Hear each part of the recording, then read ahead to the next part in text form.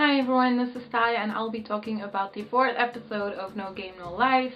Now, I've been procrastinating a lot for this episode to come out. Well, this is an episode of me.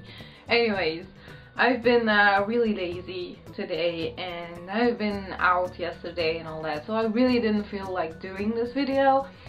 But then again, I was like, I should do this somehow and I'm not gonna wait till the next episode to make this video because that would be too late, obviously. So yeah, I'm here anyway, so yay.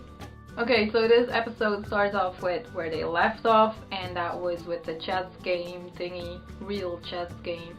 And I'm gonna be honest, I already told you this, but I'm not really a big fan of chess, so I'm glad that it ended and that Sora won together with Shiro, obviously.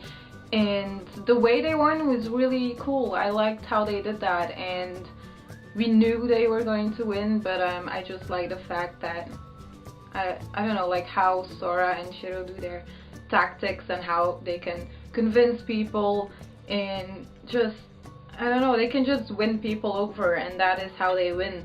They how do they call it? They say they can win without fighting, so I do like how they do that, and that they are actually weak and not cheaters, but they do it on their own way. And yeah, I like that about that. So the animation was still pretty awesome, and especially when they were king and queen, I really liked that when the chess piece came flying out and all that stuff, and yeah, it was good. And yeah, before that happened, we also had that flashback from Steph, her grandpa, I guess, and he knew that people like Sora and Shiro were coming to that world, and he knew that, well, he knew that weak people were coming over, so but like I said, he knew that they could win without fighting, and that's what happened. So I like that flashback. It was cool that we knew a bit more about the king that before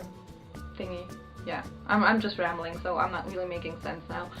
Anyways, then they got king and queen. So before they were king and queen, they were discussing who would be king, and then they were eventually like playing together games so they could decide who, and then they figured out that there could be a king and a queen, so that happened. I did really like that it was like the objection and all that kind of stuff whenever they were trying to crown them.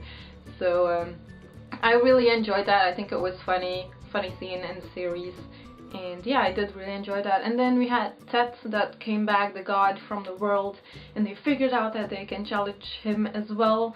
And when they were king and queen, Sora also declared war, and he gave a wonderful speech, which was really cool. I really liked that scene, and like I said, the animation for that was perfect, and the background music as well. Actually, I did really like that scene. It was probably my favorite part of the whole episode. So yeah, that was pretty epic. And yeah, so they can challenge God after they are gonna take over all the other races, like the whole world. So if they win from everyone, basically they can challenge him, which is very interesting. So he can, well, they blank can actually become God as well. But then I'm thinking, like, what's gonna happen if that actually does happen?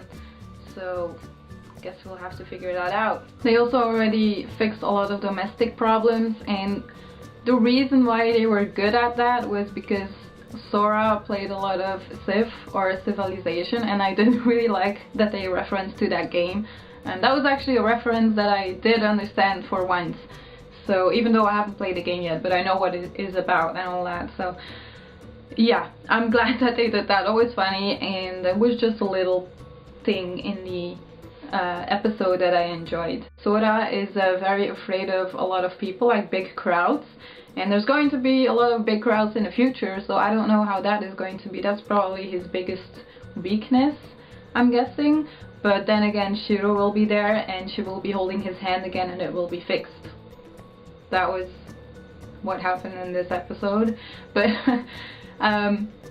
I don't know, if it can be fixed that easily, it shouldn't be a really big weakness then, I guess. I'm just hoping it's not going to be a chess game again between the god and them, because I just don't really like chess.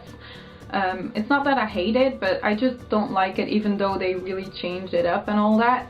That made it more interesting, obviously, but I'm not a big fan of chess, so don't hate me for that. Just don't hate me for that. It's just a little thing that it didn't annoy me, but I was just, I don't know. I'm also hoping there's gonna be more other games in the future. It's not only going to be chess and rock paper scissors and card games. I hope it's not only going to be that. Probably not, so I'm looking forward to the other ones when they are fighting to the other countries.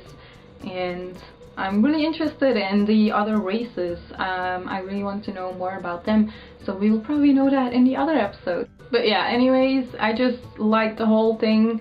This episode, it was awesome. It was better than the last one, I think. The chess game was pretty epic, but now I just like it that they are king and queen. Like I said, I really like that they were like objection and all that, and that was just funny for me. And the speech was the main thing from this episode that I liked the most, especially the animation and the sound, the background music and all that. They did a really good job on that. So yeah, let me know what you thought of this episode, what were your favorite parts, and yeah, that's it. So if you like this video, you can give it a thumbs up, and if you haven't subscribed yet, you can do that here or on my channel, and I will see you next week for another episode review. So hope you enjoyed this video, and I will see you soon. Bye.